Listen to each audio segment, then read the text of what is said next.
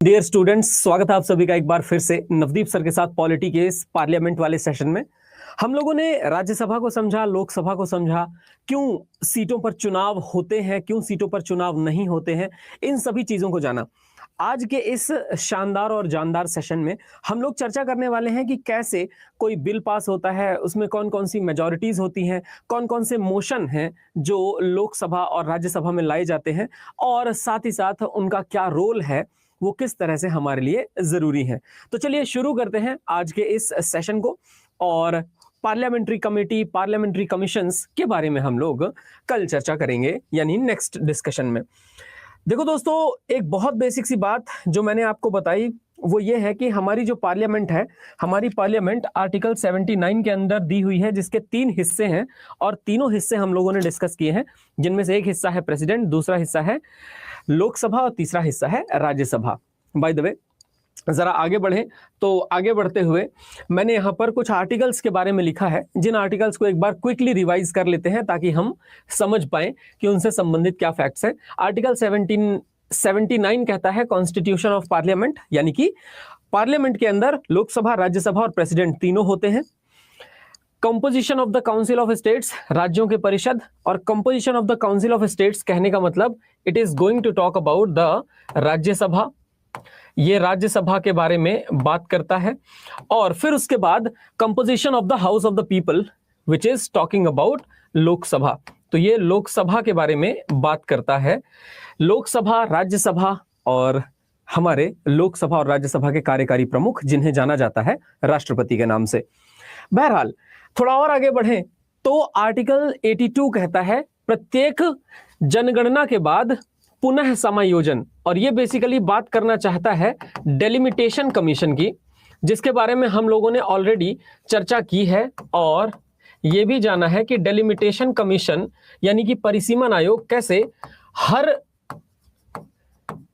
परिसीमन आयोग किस तरह से ये हर जनगणना के बाद कॉन्स्टिट्यूएंसी की सीट और कॉन्स्टिट्यूएंसी के सीट में लोगों की टोटल नंबरिंग को फिक्स करता है।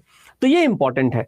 Duration of the houses of parliament, तो जिसमें हमने ये डिस्कशन करने पर पाया है कि इसका नंबर क्लॉज 1 है, जो कहता है कि राज्यसभा एक परमानेंट हाउस है। और दूसरा हमने यह भी देखा है कि लोकसभा, इसका क्लॉज 2 है जो लोकसभा को बताता है। और आप यह भी जानते हैं कि लोकसभा 5 इयर्स के लिए कॉन्स्टिट्यूट की जाती है, प्लस 1 ईयर इमरजेंसी के तौर पर या इमरजेंसी के समय पर बढ़ाया जा सकता है। क्वालिफिकेशन हमने देखी, मेंबरशिप ऑफ द पार्लियामेंट, हमने राज्यसभा के मेंबर्स बनने की क्वालिफिकेशन देखी और लोकसभा के मेंबर बनने की क्वालिफिकेशन देखी। क्वालिफिकेशन तो दोनों की ऑलमोस्ट सेम है, बस एक चीज जो योग्यता में अलग है वो ये कि लोकसभा का सदस्य बनने के लिए मिनिमम उम्र 25 साल पूरी होनी आवश्यक है और राज्यसभा का सदस्य बनने के लिए मिनिमम उम्र 30 साल होनी आवश्यक है। अगर इस तरह से पर्टिकुलर एक फिक्स टाइम हो गया तो फिक्स टाइम में होने पर कोई भी व्यक्ति लोकसभा या राज्यसभा का सदस्य बन सकता।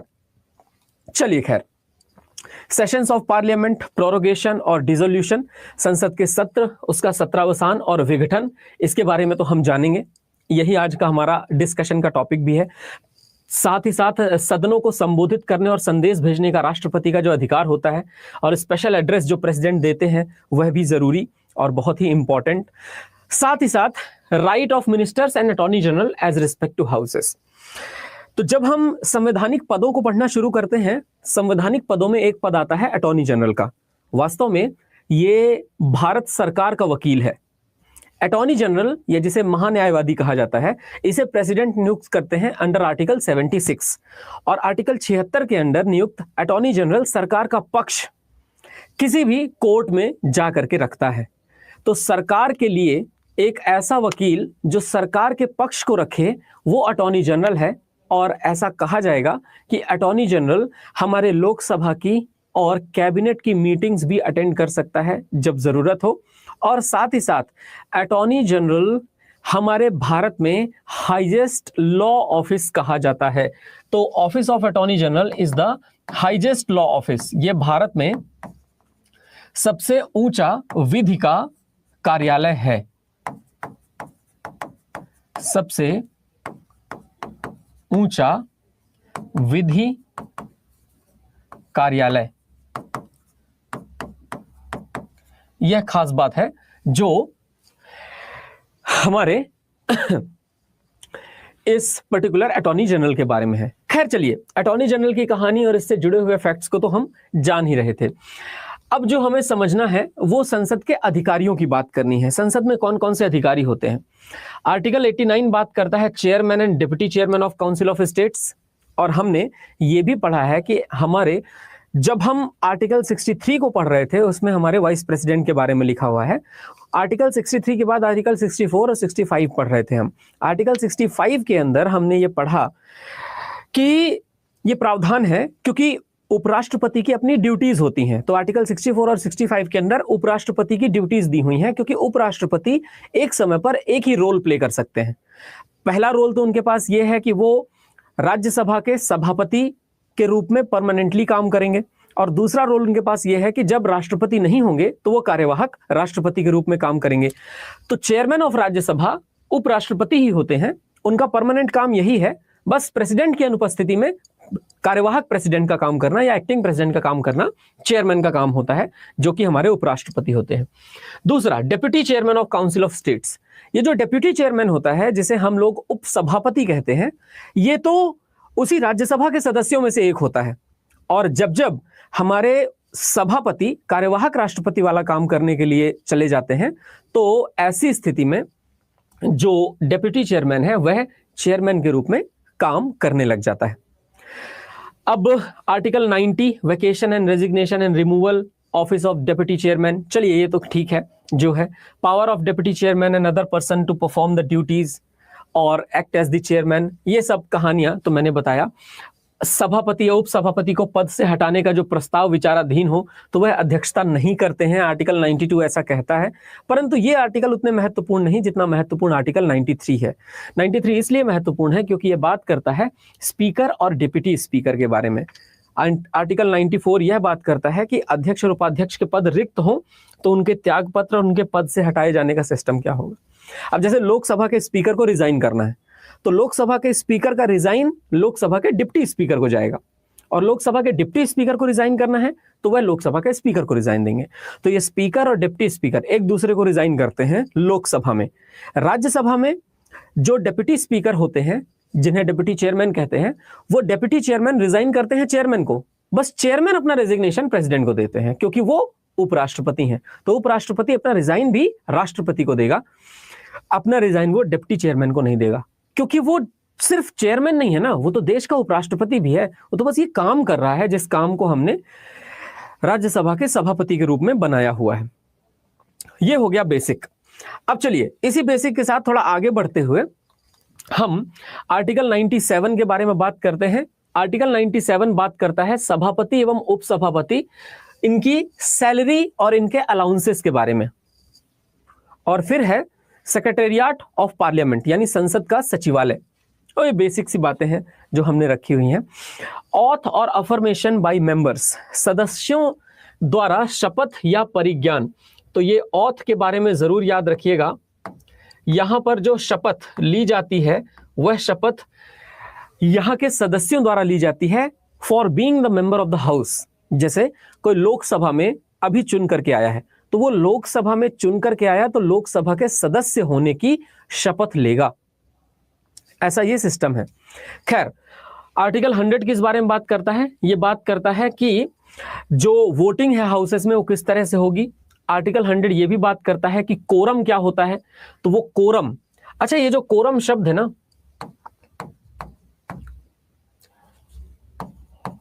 कोरम, कोरम को हिंदी में कहा जाता है गणपूर्ति। तो कुल मिला के ये समझिए कि संसद का कोई भी काम तब तक नहीं शुरू होगा जब तक कि उसके किसी सदन में 10% लोग मौजूद ना हो। तो जैसे it is the minimum presence of, है ना, कोरम का मतलब क्या हुआ? सब मिनिमम प्रेजेंस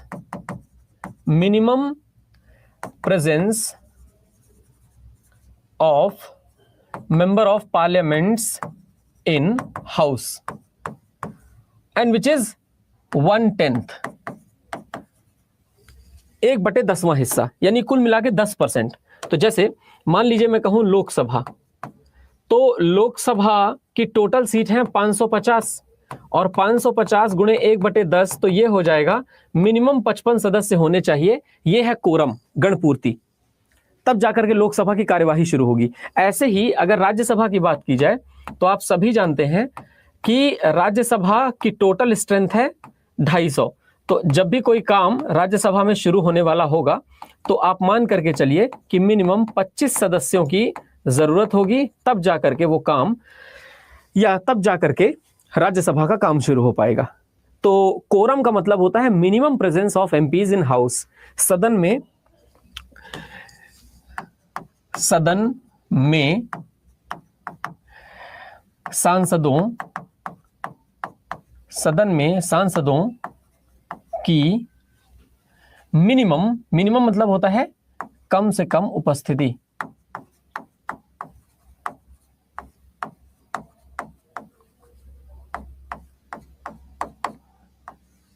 कम से कम उपस्थिति इतनी, जितनी कार्यवाही चलाने के लिए जरूरी है। चलिए खैर, आर्टिकल 100 के बाद हम लोग जाते हैं आर्टिकल 101 में, vacation of seats. Vacation of seats अगर होता है एमपीज का तो ये याद रखिएगा, फिर उसके लिए बाई इलेक्शन होते हैं। और ये जो बाई इलेक्शन का प्रावधान है, ये तो आप लोग सभी लोग जानते हैं कि बाई इलेक्शन का जो प्रावधान है,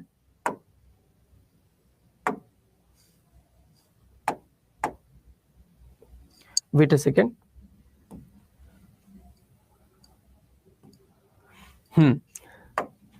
तो जो यहां पर बाई इलेक्शन का प्रावधान है,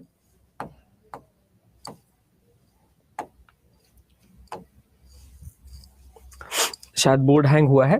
हाँ, तो बाई इलेक्शन का प्रावधान क्या होता है? जैसे अगर मान लीजिए कि कोई एमपी है, कोई मेंबर ऑफ पार्लियामेंट है, और वो मेंबर ऑफ पार्लियामेंट किसी एक सीट से लड़ करके हमारे लोकसभा या राज्यसभा में पहुंचा।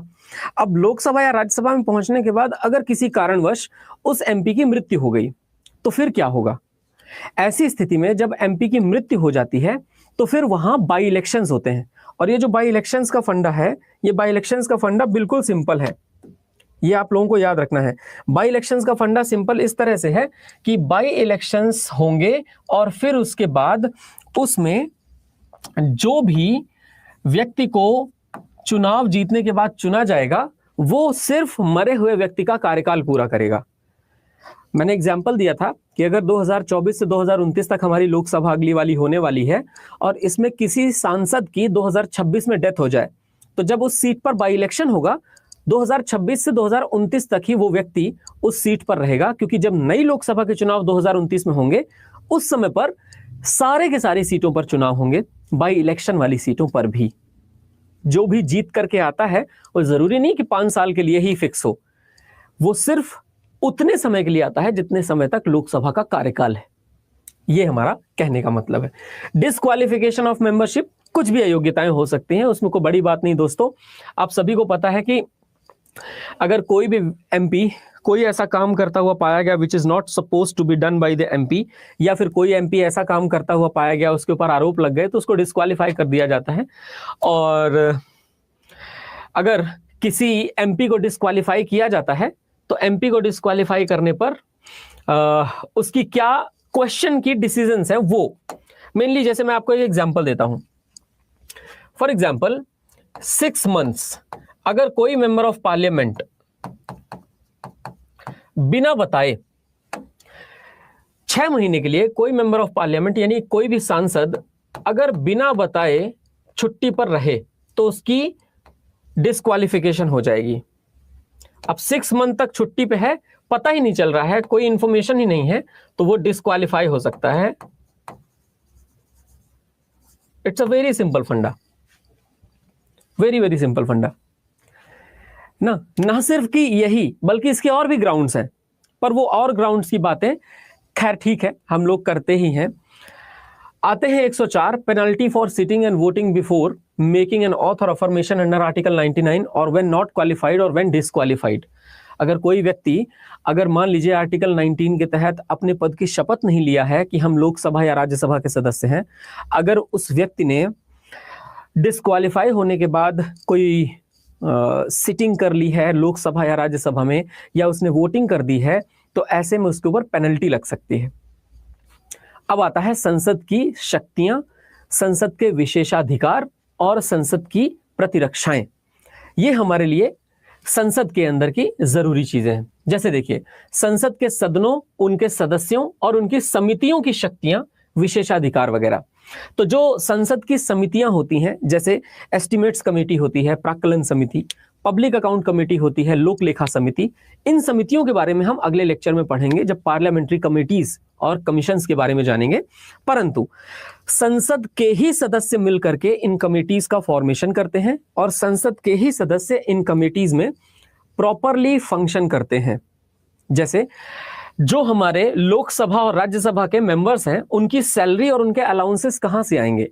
तो लोकसभा और राज्यसभा के मेंबर्स के सैलरीज और उनके allowances will be coming from, तो salaries and allowances will be coming from the consolidated fund, है ना? तो कंसोलिडेटेड फंड से आएंगे वो। खैर चलिए, अब आगे बढ़ते हैं और आगे बढ़ते हुए आपको दो बातें और बताते हैं जो इसी से संबंधित है। 107 कहता है provisions as to introduction and passing of bills, विधेयकों को पेश करने और पारित करने के संबंध में जो भी प्रावधान है, वो प्रावधान क्या क्या है, कैसे प्रोविजंस को पास किया जा सकता है, कैसे प्रोविजंस को हम लेकर के आते हैं। तो देखो दोस्तों, आर्टिकल 107 इस बारे में बात करता है कि what is an ordinary bill. और ये जो ऑर्डिनरी बिल होता है, ऑर्डिनरी बिल को कहा तो जाता है साधारण विधेयक, लेकिन ये कई बार ऐसा भी प्राइवेट मेंबर बिल हो सकता है। तो अगर आपसे कोई पूछे कि what do you mean by the private member bill, private member bill, तो प्राइवेट मेंबर बिल का मतलब है कि ऐसा व्यक्ति जो मिनिस्टर नहीं है, जो मंत्री नहीं परंतु विधेयक लाए, परंतु विधेयक ले आए। तो जो मंत्री ना हो परंतु विधेयक ले आए, ऐसे व्यक्ति को क्या कहा जाता है? तो ऐसे व्यक्ति के द्वारा लाए गए बिल को प्राइवेट मेंबर बिल कहा जाता है। सो प्राइवेट मेंबर वही है जो मंत्री नहीं है और उसके द्वारा लाया गया विधेयक प्राइवेट मेंबर बिल है। खैर, ये जॉइंट सिटिंग का जो प्रोविजन है, जॉइंट सिटिंग के प्रोविजन के बारे में मैंने आपको ऑलरेडी बता दिया है कि जॉइंट सिटिंग का प्रोविजन हम लेकर के आए थे ऑस्ट्रेलिया की कॉन्स्टिट्यूशन से। और याद रखिएगा कि जॉइंट सिटिंग के अंदर जो भी मसला हल होगा वो सिर्फ और सिर्फ साधारण विधेयक से संबंधित होगा, क्योंकि जैसा कि मैंने आपको कहा, जो आर्टिकल 110 है इसकी डेफिनेशन देता है और मनी बिल के लिए कोई जॉइंट सिटिंग नहीं होती। मनी बिल को पेश करने का एक बड़ा ऑर्गेनिक तरीका है। देखिए दोस्तों, मनी बिल का मतलब ऐसा बिल जो कि सरकार के राजस्व में चेंज लेकर के आए। Money bill brings change in the total revenue of government. ठीक है, याद रखिएगा, मनी बिल यानी कि वित्त विधेयक सरकार के राजस्व में परिवर्तन लाता है। अब सरकार के राजस्व में कैसा परिवर्तन लाता होगा? जैसे मान लीजिए, सरकार के पास टैक्स लेने के बाद जो भी पैसा आया वही तो सरकार का रेवेन्यू है। जो भी सरकार ने टैक्स चालान के थ्रू अपने पास पैसे जमा किए हैं, उन्हीं का काम सरकार कभी भी देश के डेवलपमेंट के लिए लेगी। अब जैसे अगर मान लें कि कोई ऐसा सरकार के पास मनी है जिसको विड्रॉ करना है, तो मनी बिल लाया जाएगा। कोई ऐसा पैसा है जो रेवेन्यू फंड में डालना है, डिपॉजिट करना है, तो मनी बिल लेकर के आया जाएगा। कभी कोई नई पॉलिसी लानी है जो मनी बिल से रिलेटेड है या जो हमारे रेवेन्यू पॉलिसी से रिलेटेड है, तो मनी बिल लाया जाएगा। कभी कोई पुरानी स्कीम को, कोई पुरानी पॉलिसी को हटाना है तो मनी बिल लेकर के आया जाएगा। मतलब टोटल रेवेन्यू जो सरकार का होता है ना, उसमें अगर चेंज लेकर के आना है तो चेंज लाया जाता है through money bill.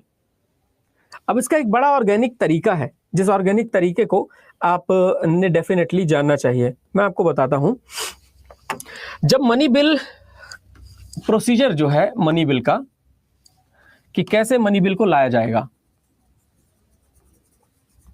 Procedure of money bill, है ना, धन विधेयक का की प्रक्रिया। देखो, सबसे पहले प्रेसिडेंट से परमिशन लिया जाएगा। तो जो हमारे प्रेसिडेंट ऑफ इंडिया होते हैं ना, प्रेसिडेंट ऑफ इंडिया सबसे पहले परमिशन देते हैं, और जैसे ही वो परमिट करेंगे, उनके परमिट करने के बाद फिर ये जो मनी बिल है इसे लेकर के पार्लियामेंट में आया जाएगा। तो प्रेसिडेंट इसको परमिट करते हैं, और प्रेसिडेंट जब इसे परमिट करते हैं तो दोस्तों याद रखिएगा, प्रेसिडेंट की ये जो परमिशन है राष्ट्रपति की आज्ञा के रूप में मानी जाती है। अब आप इस पॉइंट को अगर अच्छे से समझ गए तो आपको यह भी समझ में आ जाएगा कि बजट कैसे पेश किया जाता है। राष्ट्रपति की आज्ञा के बाद इसे फाइनेंस मिनिस्टर लेकर के आते हैं। तो दोस्तों याद रखिएगा, finance minister, and finance minister इसे लेकर के आएंगे लोकसभा में। याद रखिएगा, money bill is always presented in Lok Sabha, money bill can never be presented in Rajya Sabha. जैसे राज्यसभा की एक पावर है ना आर्टिकल 67B के अंडर, आर्टिकल 67B के अंडर राज्यसभा के अंदर ही राष्ट्रपति के जो उप हैं, मतलब उपराष्ट्रपति, उनको हटाने की प्रक्रिया को शुरू किया जा सकता है या प्रपोजल लाया जा सकता है। वैसे ही money bill can be presented only in Lok Sabha. ये आपको याद रखना है, मनी बिल को सिर्फ और सिर्फ लोकसभा में ही प्रस्तुत किया जा सकता है, राज्यसभा में नहीं प्रस्तुत किया जा सकता। तो केवल लोकसभा में प्रस्तुत केवल लोकसभा में प्रस्तुत किया जा सकता है। अब देखिए, फाइनेंस मिनिस्टर इसे लोकसभा में लेकर के आए। अब देखिए दोस्तों, अगर मान लीजिए वित्त मंत्री ना हो तो कौन लेकर के आएगा, और ये सिस्टम कहां से चला कि वित्त मंत्री ही इसे लेकर के आएंगे।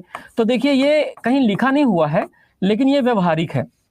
चूंकि हम ब्रिटेन से यह पार्लियामेंट्री सिस्टम लेकर के आए थे, और ब्रिटेन के ही पार्लियामेंट में हमेशा वहां के फाइनेंस मिनिस्टर ही फाइनेंस से संबंधित चीजें लेकर के आते थे, बिल लेकर के आते थे। तो हमने भी कहा कि ठीक है, फाइनेंस मिनिस्टर ही लेकर के आएंगे। बहरहाल फिर से बता दूं आपको, ऐसा कहीं लिखा नहीं हुआ है कि सिर्फ फाइनेंस मिनिस्टर ही ला सकते हैं, लाने को प्राइम मिनिस्टर भी ला सकते हैं मनी बिल, पर जनरली सामान्य तौर पर फाइनेंस मिनिस्टर ही लेकर के आते हैं। अगर हमारे वित्त मंत्री ना हो तो राज्य वित्त मंत्री लाएंगे, राज्य वित्त मंत्री ना हो तो अगर कोई उप वित्त मंत्री है तो वो लेकर के आएंगे, यानी अगर कोई मिनिस्टर ऑफ स्टेट फाइनेंस का है या कोई डिप्टी मिनिस्टर है फाइनेंस का तो वही लेकर के आते हैं।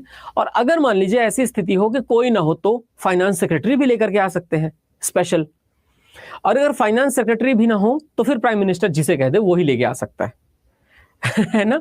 तो मनी बिल को लेकर के कोई भी आ सकता है, बस बात ये ध्यान रहनी चाहिए। अब फाइनेंस मिनिस्टर इसे लोकसभा में लेकर के आए, लोकसभा के बाद इसमें यहां पे प्रीफेस को पढ़ा जाएगा, ठीक है। तो ये पॉइंट याद रखिएगा, प्रीफेस विल बी रेड ना, प्रस्तावना पढ़ी जाएगी। अब प्रस्तावना जब पढ़ी जाएगी तो इसके बाद एक व्यक्ति है जो डिसीजन लेगा। अब वो व्यक्ति कौन है, तो देखो दोस्तों, finance minister, Lok Sabha, preface will be red, प्रस्तावना पढ़ी जाएगी, और प्रस्तावना पढ़े जाने के बाद अब भारत में याद रखिएगा, जो हमारे जो मिनिस्टर आइडेंटिफाई करते हैं कि हाँ ये एक मनी बिल है, तो लोकसभा अध्यक्ष आइडेंटिफाई करेंगे, यानी कि ये श्योर करेंगे कि हाँ ये एक मनी बिल ही है। फिर लोकसभा अध्यक्ष जब आइडेंटिफाई कर देंगे तो फिर इसको पूरा पढ़ा जाएगा, फिर इसे भेजा जाता है राज्यसभा। अच्छा, राज्यसभा के पास पावर ही नहीं है इस मनी बिल को होल्ड कर लेने की, सिर्फ 14 डेज का पावर है। पावर भी क्या है, 14 डेज तक राज्यसभा उसे पढ़ सकती है। तो ये याद रखिएगा कि राज्यसभा के पास 14 दिन है, 14 डेज। 14 दिनों के अंदर राज्यसभा को यह पारित करना पड़ेगा। याद रखिए, 14 डेज के अंदर राज्यसभा को यहां से पारित करना पड़ेगा, और जब यह पारित हो जाएगा तो इसके पारित होने के बाद फाइनली राज्यसभा से यह जाएगा प्रेसिडेंट के पास। और आपको तो पता ही है कि प्रेसिडेंट राष्ट्रपति को पास करना ही पड़ेगा, क्योंकि राष्ट्रपति है ना, इस पे अपना वीटो भी नहीं लगा सकते। तो यह भी याद रखेगा कि राष्ट्रपति इसे पारित करेंगे, क्योंकि राष्ट्रपति कैन नॉट अप्लाई, याद रखना यहां पे पॉइंट बड़ा ही इंपॉर्टेंट है, कैन नॉट अप्लाई वीटो। राष्ट्रपति तो वीटो भी नहीं लगा सकते हैं। तो ये बिल कुल मिलाकर के लोकसभा में लाया जाता है, लोकसभा की पावर से पास भी होता है, इसको नहीं है कोई रोक देने वाला। सो this is how the money bill is presented. And the point is कि जैसे ये मनी बिल प्रेजेंट किया जा रहा है ना, इसी मनी बिल के जैसे बजट को भी लाया जाता है। बजट भी प्रेसिडेंट परमिट करते हैं। सबसे पहले एक इकोनॉमिक सर्वे होता है, उस इकोनॉमिक सर्वे की रिपोर्ट आती है बजट से एक दिन पहले, फिर उसके बाद बजट को लाया जाता है। और बजट को लाने में ब्रिटेन में हमेशा वहां के फाइनेंस में ये सजेशन या सुझाव में वापस आ सकता है ना। तो याद रखिएगा, ये जो सजेशन है या जो ये सुझाव है, ये सुझाव ऐसा कर सकता है कि वापस आए। ठीक है दोस्तों, तो फिलहाल यहां तक ये पॉइंट्स क्लियर हुए कि प्रोसीजर ऑफ मनी बिल है क्या, धन विधेयक की प्रक्रिया क्या है, धन विधेयक किस तरह से पारित किया जाता है, धन विधेयक किस तरह से लाया जाता है। अब आगे बढ़ेंगे, तो आगे बढ़ते हुए हम नेक्स्ट पॉइंट को समझेंगे, which is really very very important, जो यहाँ पर सच में एक महत्वपूर्ण पॉइंट है। उस महत्वपूर्ण पॉइंट को हम लोग यहाँ पर कवर करेंगे। मनी बिल को लाना एंड एनुअल फाइनेंशियल स्टेटमेंट, ये जो एनुअल फाइनेंशियल स्टेटमेंट लिखा हुआ है यही है बजट। इसी को बजट कहते हैं, इसी को वार्षिक वित्तीय विवरण कहा जाता है। अच्छा, आपको पता है इसको एनुअल फाइनेंशियल स्टेटमेंट को बजट क्यों कहते हैं? एक 1773 के आसपास की बात है, हिस्ट्री का एक बहुत अच्छा किस्सा है ये। 1773 में ब्रिटेन की पार्लियामेंट में एक वित्त मंत्री हुआ करते थे, रॉबर्ट वॉलपोल।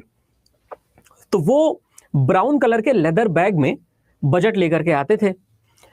तो जब पहली बार 1773 में वो ब्राउन कलर के लेदर बैग में बजट लेकर के आए, उस समय पर ब्राउन कलर के लेदर बैग को फ्रेंच भाषा में बॉगेट कहा जाता था।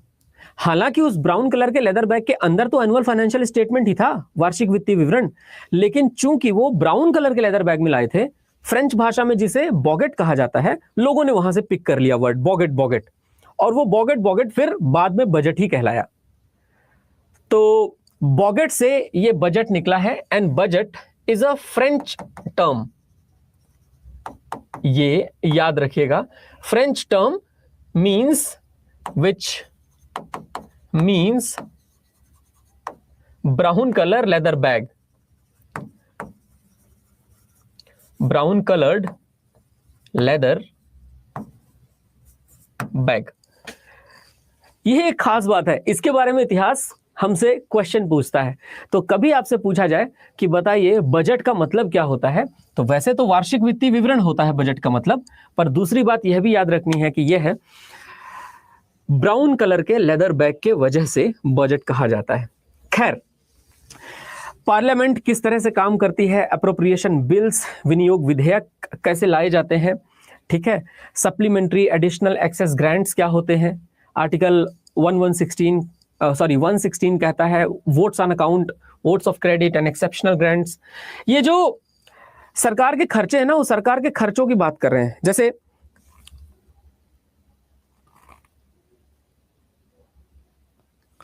एक आर्टिकल है हमारे पास, आर्टिकल 116। आर्टिकल 116 ये कहता है कि अगर मान लीजिए सरकार बजट बना रही है, तो सरकार के बजट बनाने में खर्चा भी हो रहा होगा, लेकिन उस खर्चे को कहां से मैनेज किया जाएगा, उस खर्चे के लिए पैसे कहां से आएंगे। तो खर्चा जो हो रहा है उस खर्चे के लिए पैसे आएंगे वोट ऑन अकाउंट से। तो बजट बनाने के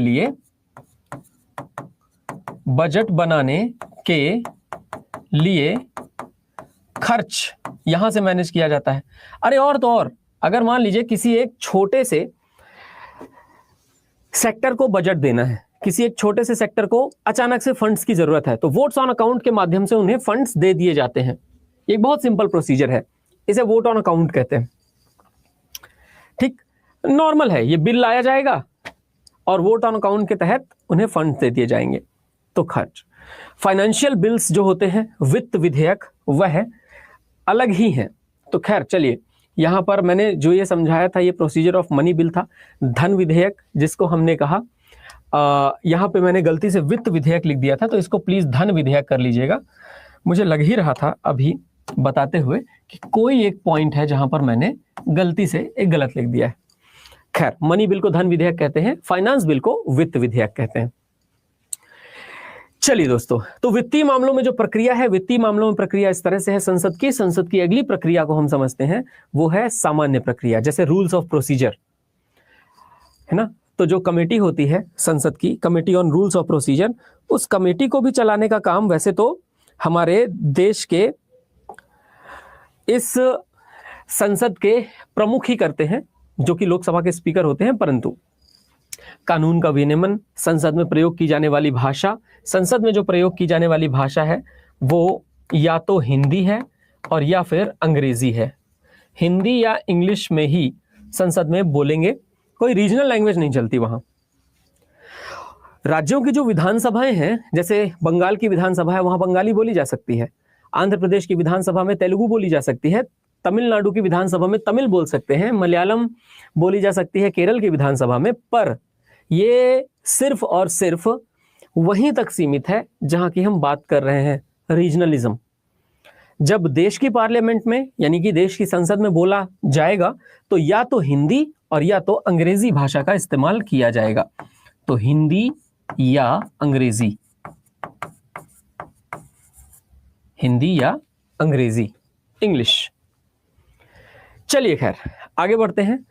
कौन सी बातों पर डिस्कशन नहीं किया जा सकते, संसद में चर्चा पर प्रतिबंध कहां कहां है, और साथ ही साथ एक ये बात है कि courts will not inquire into the proceedings of parliament. बड़ा सिंपल सा पॉइंट है ये कि कोर्ट्स जो होते हैं, क्या वो हमारे पार्लियामेंट की प्रोसीडिंग्स में इंक्वायर कर सकते हैं? तो दोस्तों याद रखिएगा, नहीं, कोर्ट्स के नॉट, कोर्ट्स कभी भी इंक्वायरी नहीं कर सकते। जो हमारे संसद के अंदर की कार्यवाही है, संसद की कार्यवाही में कभी भी कोई न्यायालय उसकी जांच नहीं कर सकता। आर्टिकल 122 इस बारे में बताता है। फिर आता है आर्टिकल 123, जिसके बारे में हम ऑलरेडी चर्चा कर चुके हैं। आर्टिकल 123 के बारे में मैंने आपको बताया है कि ये प्रेसिडेंट की ऑर्डिनेंस ब्रिंगिंग पावर है या ऑर्डिनेंस मेकिंग पावर है, जो हम आपको ऑलरेडी बता चुके हैं। सो कोरम ऑफ पार्लियामेंट ये मैंने बता दिया। सेशंस कौन कौन से होते हैं? तो देखो दोस्तों, सेशंस जो होते हैं संसद के, वो 3 होते हैं। अगर आप इनको याद करना चाहो तो संसद के सत्रों को आप BMW से याद कर सकते हो, बजट, मॉनसून एंड विंटर। तो budget, monsoon and winter session, BMW। अब एक क्वेश्चन ये पूछा जा सकता है, बड़ा ही इंपॉर्टेंट सा क्वेश्चन है कि ये बताइए कौन सा ऐसा सेशन है जो समय काल के हिसाब से सबसे छोटा होता है। तो आज मैं आपको इसी पर एक होमवर्क देना चाहता हूं कि आपको बताना है कि कौन सा ऐसा सेशन है जो सबसे छोटा होता है, यानी कि which is the shortest of all 3 sessions of the parliament. ठीक है, विच इज द, याद रखिएगा, which is the shortest of all 3 sessions of parliament। ठीक है। वैसे ऐसा भी हो सकता है कि कोई कोई सेशन छोटा होता है, कोई कोई सेशन बड़ा होता है। जैसे विंटर सेशन आमतौर पर छोटा होता है। शीतकालीन सत्र जो होता है, शीतकालीन सत्र मुश्किल से होगा 22 दिन का, 23 दिन का, 24 दिन का, इससे ज्यादा का नहीं होता। तो छोटा होता है ये शीतकालीन सत्र। बाकी तो सत्र बड़े होते हैं। बजट सत्र बड़ा होता है, बजट के बारे में जब चर्चा होती है तो। चलो दोस्तों आगे बढ़े। तो आगे बढ़ते हुए संसद में किस किस तरह के प्रश्न पूछे जाते हैं, तो चलिए इन प्रश्नों को हम लोग डिस्कस करें। और संसद का जो पहला घंटा होता है ना, वो पहला घंटा होता है फर्स्ट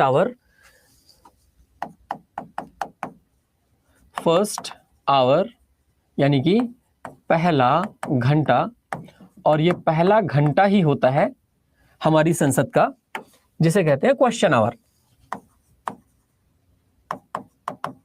क्वेश्चन आवर इसे कहते हैं प्रश्न घंटा, या इसके लिए ना इसको बोलते हैं संसद का प्रश्न काल। 1 घंटे क्वेश्चन आवर चलेगा। और कैसे कैसे क्वेश्चन पूछे जाते हैं जो पार्लियामेंट में पूछे जाते हैं, तो देखो दोस्तों, क्वेश्चन जो पूछे जाते हैं ना पार्लियामेंट में, वो क्वेश्चन पूछे जाते हैं जैसे तारांकित प्रश्न, मौखिक उत्तर दिया जाएगा इनका। तो ये स्टार कौन डिसाइड करेगा, तो संसद में पूछने जाने वाले प्रश्नों को कौन डिसाइड करता है, तो डिसाइडेड बाय स्पीकर। ये भी याद रखिएगा कि कौन क्या पूछेगा, ये डिसाइड करने का अधिकार स्पीकर को है, पहले से ही दे दो, है ना। तो अध्यक्ष निर्धारित करते हैं।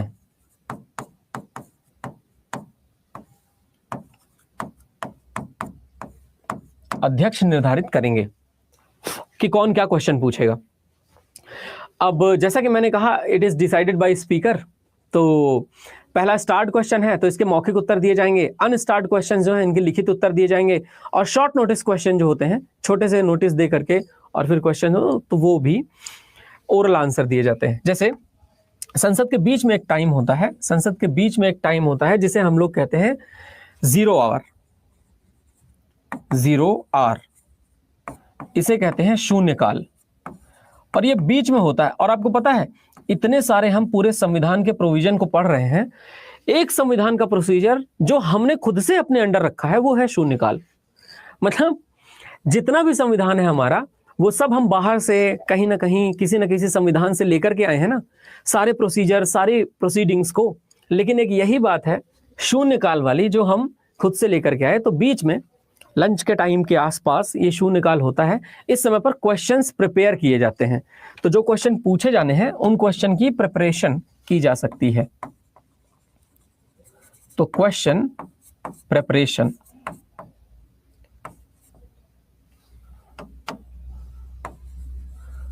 क्वेश्चन प्रिपरेशन, प्रश्न की तैयारी, ये हो सकता है।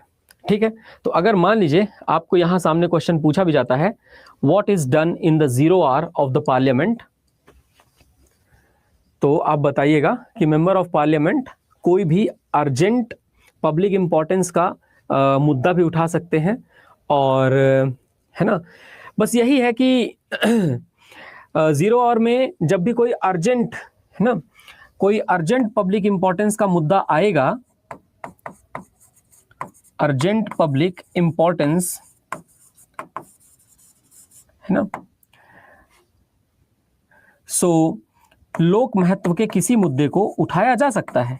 ठीक है, इसमें कोई दिक्कत नहीं है, पर लोक महत्व के मुद्दे को उठाने के समय पर यह ध्यान दिया जाएगा कि लोक महत्व है किस बात पे। तो 10 बजे के पहले नोटिस देना होता है, स्पीकर को नोटिस दे दीजिए कि हम ये क्वेश्चन 0 आवर में पूछने वाले हैं। तो लंच के पहले वाला जो 0 आवर है, वो 0 आवर अर्जेंट पब्लिक इंपॉर्टेंस वाले क्वेश्चन को उठा लेगा। चलिए फिर आगे बढ़ते हैं। आगे चल करके सिर्फ और सिर्फ भारत में ही है ये सिस्टम, और कहीं नहीं है। तो ये जरूर याद रखिएगा क्योंकि इसके बारे में प्रश्न पूछे जाए हैं। अब आता है आर्टिकल 108। इसको तो मैंने ऑलरेडी बता दिया है आपको। तो 3 बार हमारे भारत में संसद का संयुक्त अधिवेशन बुलाया गया है, डाउरी प्रोहिबिशन बिल के लिए, बैंकिंग सर्विसेज रिपील बिल के लिए, और पोटा, है ना, पोटा जो कानून है, उस पोटा कानून के लिए, ये पोटा एक कानून था जो अटल बिहारी वाजपेयी जी द्वारा लाया गया था। काफी ज्यादा डिस्कशन हुए थे इस पोटा कानून को लाने पर मुद्दा यही है ना, इसको बोलते हैं prevention of terrorist activities act. तो प्रिवेंशन ऑफ टेररिस्ट एक्टिविटीज मतलब आतंकवाद निरोधी ये अधिनियम जैसा था। खैर दोस्तों, अब आते हैं और अब आपसे चर्चा करते हुए हम लोग इस बारे में डिस्कशन करेंगे कि what are the motions brought in parliament, कि जब संसद सत्र में होती है तो उस समय पर कौन कौन से मोशंस लाए जाते हैं और उन मोशंस का क्या इस्तेमाल है, ठीक है। और साथ ही साथ ये भी डिस्कशन किया जा सकता है कि जो मोशंस होते हैं वो मोशंस हमारे लिए कितने महत्वपूर्ण हैं या हमारे लिए कितने जरूरी हैं। तो संसद में जब जब कोई प्रस्ताव लाया जाता है, ठीक है, motions brought in parliament, motions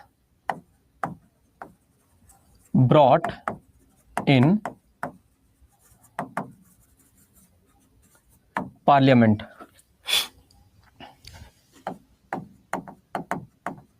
संसद में लाए जाने वाले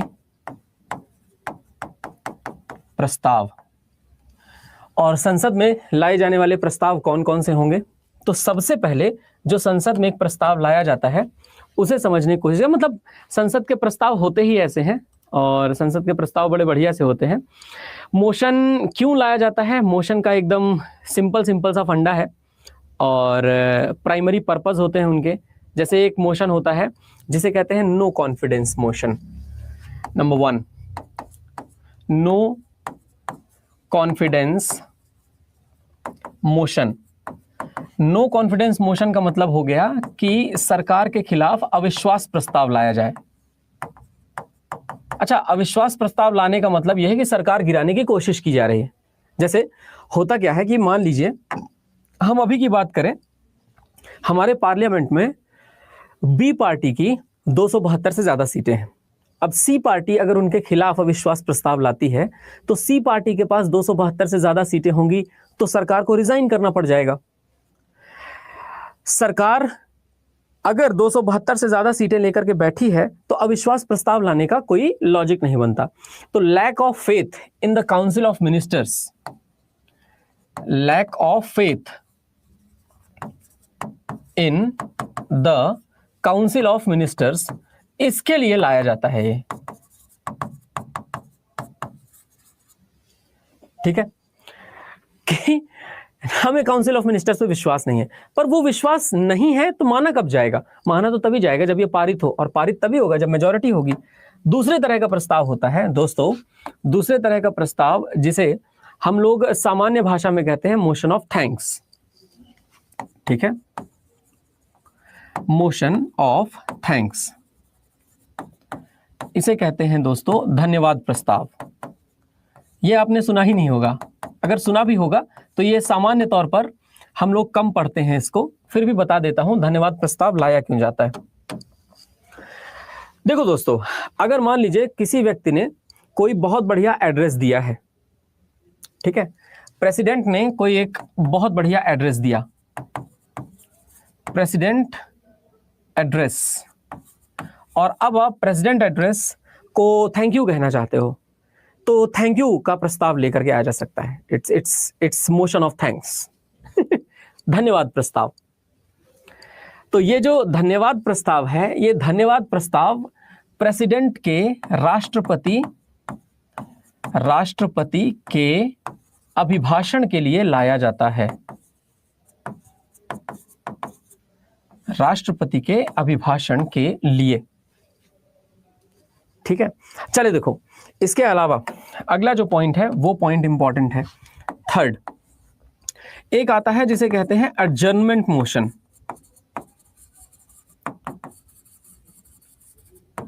इसे क्या कहा जाता है दोस्तों? Adjournment motion. एडजर्नमेंट मोशन का मतलब होता है वैसे तो स्थगन प्रस्ताव। स्थगन का मतलब रोका जाए ना, एडजर्नमेंट मोशन। किसी भी चीज को, किसी भी कार्यवाही को रोका जाए तो क्यों लाया जाता होगा स्थगन प्रस्ताव, ये हमारे लिए जरूरी है समझना। आइए समझ लेते हैं, कोई बड़ी बात नहीं है। देखिए दोस्तों, किसी मामले पर संबंधित सार्वजनिक महत्व के किसी अनावश्यक या अत्यावश्यक मामले पर ध्यान आकर्षित करना, है ना। एकदम इंपॉर्टेंट, अर्जेंट इंपॉर्टेंस का अगर कोई ऐसा मसला है तो उस पर बात करना, urgent matter of public importance. तो होता क्या है कि जैसे अगर मान लीजिए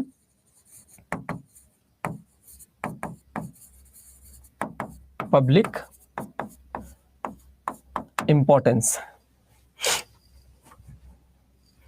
तो जैसे अगर मान लीजिए कि संसद चल रही है ऑलरेडी, और संसद के चलते चलते अचानक से कोई ऐसा मसला आ गया जो कि बहुत ही अत्यावश्यक मामला है, अत्यावश्यक मामला। तो उस अत्यावश्यक मामले को फिर हमारे संसद द्वारा सुना जाएगा, और संसद द्वारा सुने जाने के लिए यह स्थगन प्रस्ताव लाया जाता है कि संसद की अभी की कार्यवाही रोको।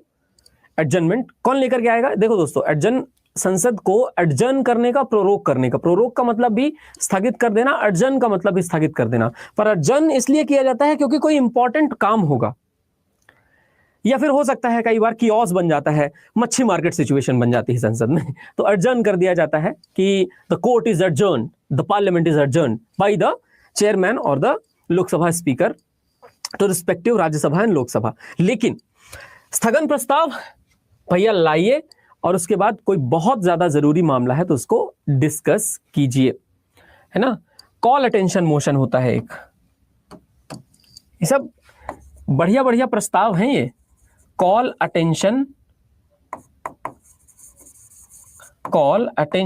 मोशन, कॉल अटेंशन मोशन को क्या कहते हैं दोस्तों? तो याद रखिएगा, ये जो कॉल अटेंशन मोशन है ना, इसका हिंदी कहलाता है ध्यानाकर्षण प्रस्ताव। ध्यानाकर्षण प्रस्ताव।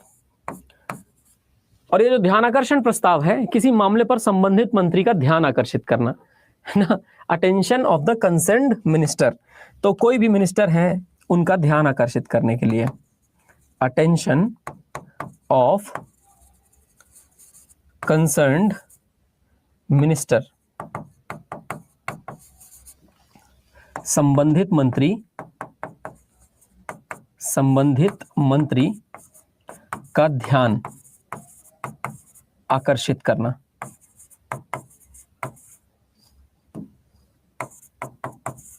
संबंधित मंत्री का ध्यान आकर्षण किया ही जाएगा भाई, संबंधित मंत्री का ध्यान आकर्षण जरूरी है ना। जैसे एक होता है प्रिविलेज मोशन, प्रिविलेज मोशन को हिंदी में कहा जाता है विशेषाधिकार प्रस्ताव। तो चलिए मैं यहां पर एक और प्रिविलेज मोशन की चर्चा कर दूं।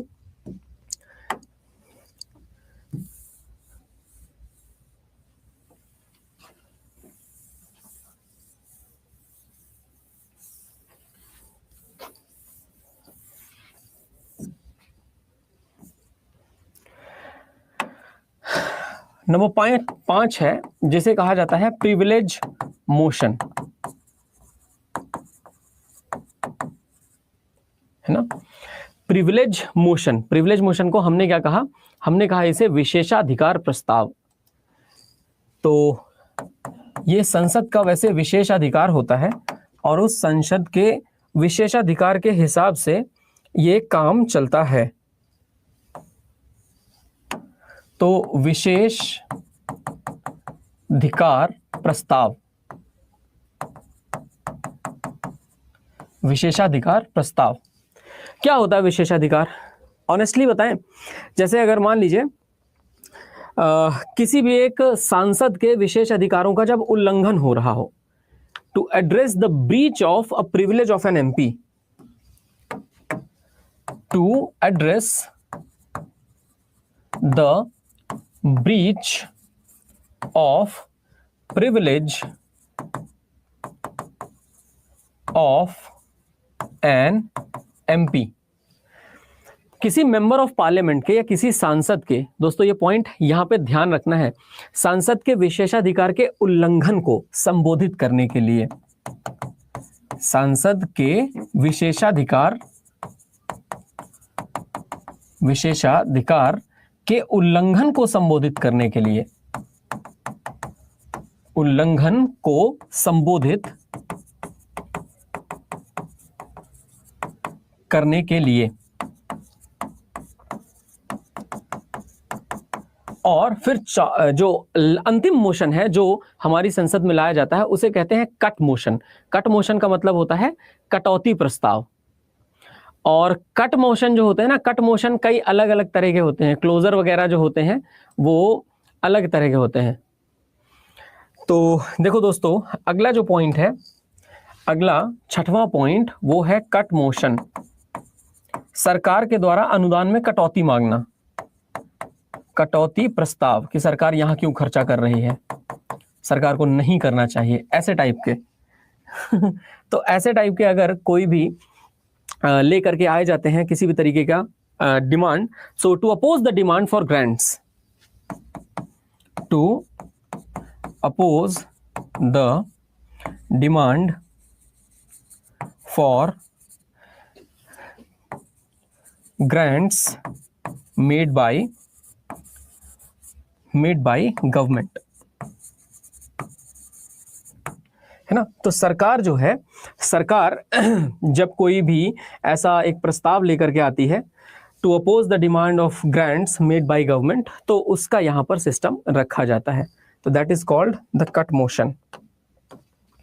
ठीक है, सरकार की, ये पॉइंट मैं यहां पर लिख देता हूं कि इसे कहेंगे हिंदी में सरकार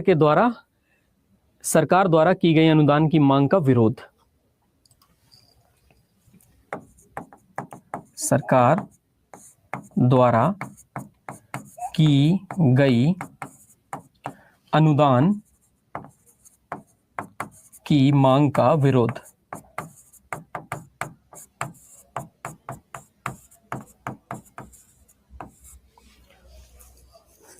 ये है, it's very simple, crystal clear. ठीक है, तो इतने संसद में लाए जाने वाले ये प्रस्ताव हैं, ये मोशंस हैं जो लाए जाते हैं। हालांकि अगर मान लीजिए आपसे कोई पूछे कि क्लोजर क्या होते हैं, मतलब मेनली क्या होता है ना कि क्लोजर मोशंस के बारे में भी बात की जाती है। What are the closure motions brought in parliament. ठीक है, तो वो मोशंस जो पार्लियामेंट में होते हैं ना, क्लोजर मोशन, तो वो मोशन ऐसे काटे जाते हैं। क्लोजर मोशन कई सारे लाए जाते हैं। क्लोजर मोशन के बारे में मैं आपको थोड़ा सा आइडिया देता हूं, क्योंकि इसकी हिंदी मुझे एक बार देखनी होती है तो मैं आपको उसके बारे में बता देता हूं। जैसे जो क्लोजर होता है ना, क्लोजर मोशन का मतलब किसी एक मेंबर द्वारा डिबेट को छोटा करने के लिए। अगर आपको बोला जाए कि कोई एक मेंबर है, वो मेंबर डिबेट को छोटा करना चाहता है, तो डिबेट को छोटा करने के लिए वो क्लोजर मोशन लेकर के आएगा। तो यहां पर motions brought in the parliament में एक आएगा क्लोजर मोशन भी। ठीक है, तो यह भी याद रखिएगा कि जो क्लोजर मोशंस होते हैं वो क्लोजर मोशंस आर इंपॉर्टेंट।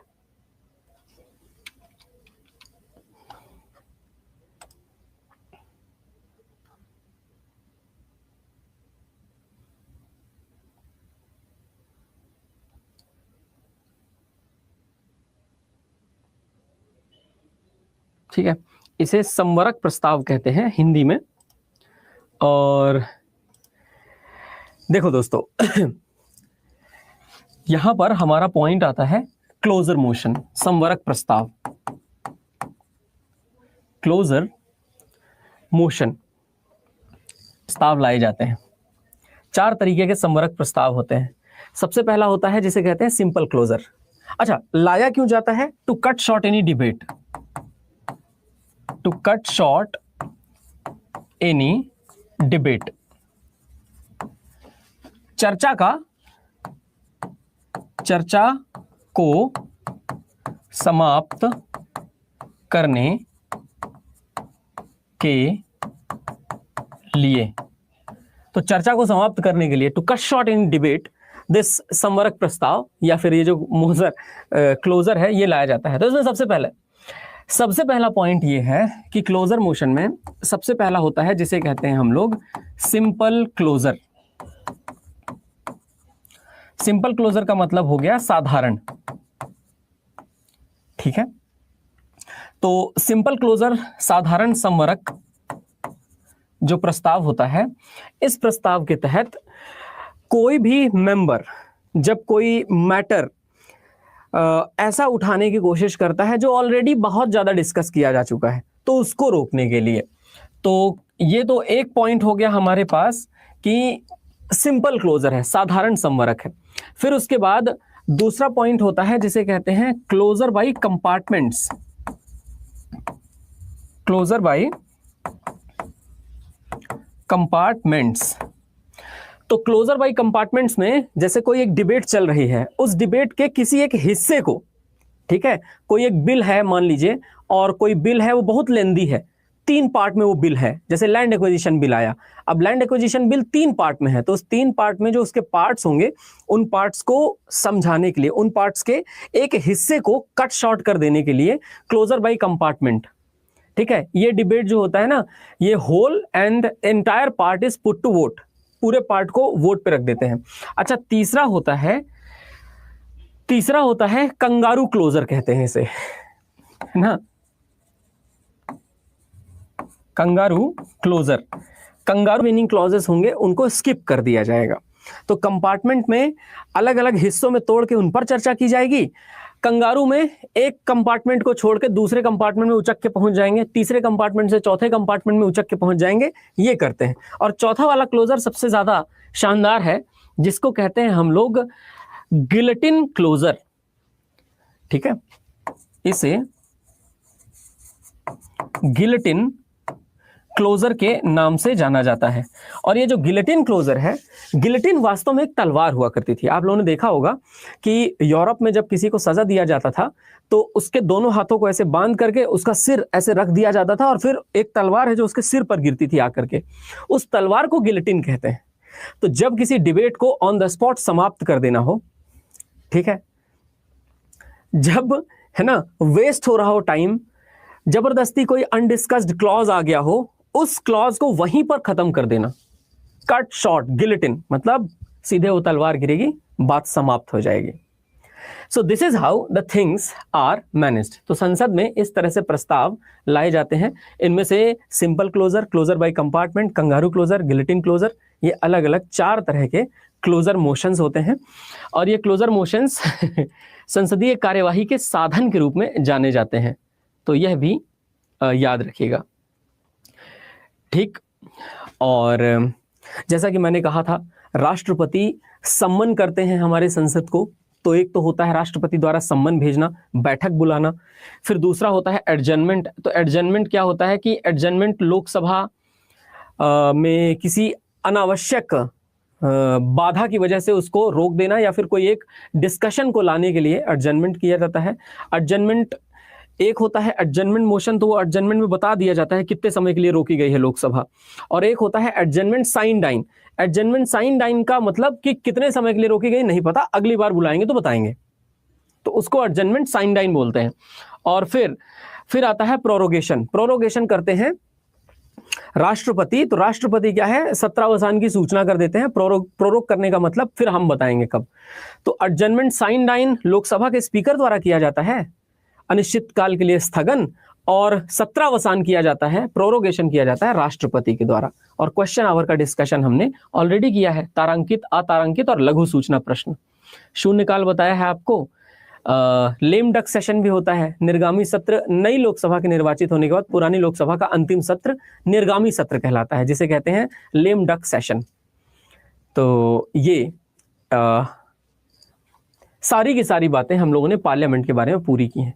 अब पार्लियामेंट की जो कमेटीज वगैरह होती हैं, उनके बारे में हम लोग डिस्कशन करेंगे अगले सेशन में। सो दोस्तों, बताइएगा जरूर कैसा लगा आपको ये सेशन। धन्यवाद आपका। जय हिंद। फिर मुलाकात करेंगे आपसे नेक्स्ट सेशन में।